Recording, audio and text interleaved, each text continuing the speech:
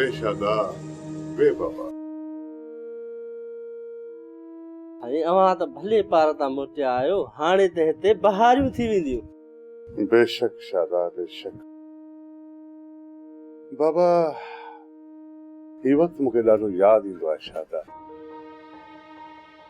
जॾहिं न शिकार घटि थी वेंदो आहे, वीचारा हिते जा माण्हू ॾाढा परेशान थींदा आहिनि।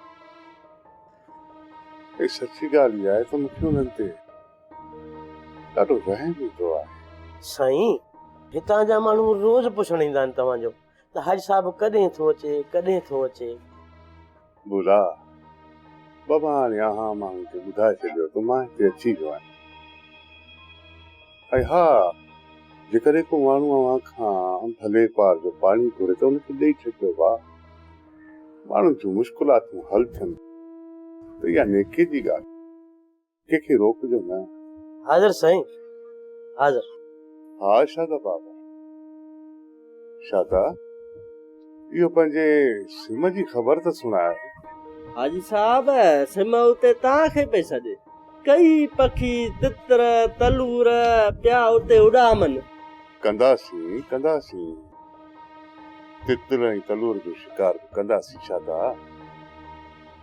पर शादा तोखे त इहा चङी तरह सां ख़बर आहे न त मां बाज़ जो शिकारी आहियां। बाज़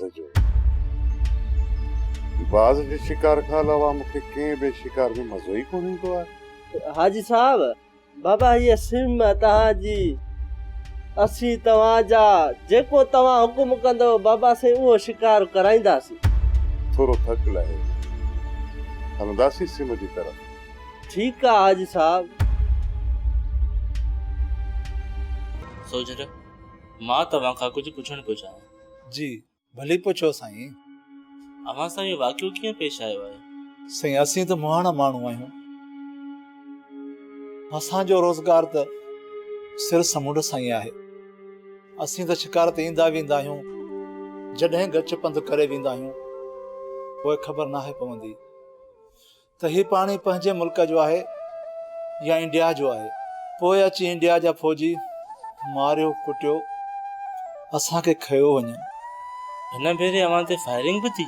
हा साईं, फायरिंग बि थी। पहिरीं गोली अची मूंखे लॻी, मां अची पाणी में डुथुसि।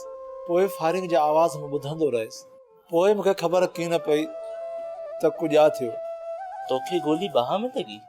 हा साईं, मूंखे गोली अची बाह में लॻी। पोइ डॉक्टर ने चयो त हीअ बाह हाणे तुंहिंजे कम जी कोन्हे का। पोइ डॉक्टर ने मुंहिंजी बाह कटे छॾी। हाणे हिकु बाह सां खाईंदो पीअंदो आहियां। तुंहिंजनि ॿियनि साथियुनि जी का ख़बर पई आहे?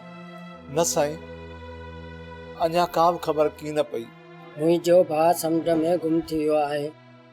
असां पूरी कोशिश कंदासीं त अव्हांजे गुम थियल माण्हुनि जी का ख़बर पवे।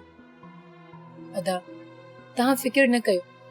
अल्लाह कंदो त तव्हांजा समूरा उहे माण्हू मिली वेंदा जेके गुम थी विया आहिनि।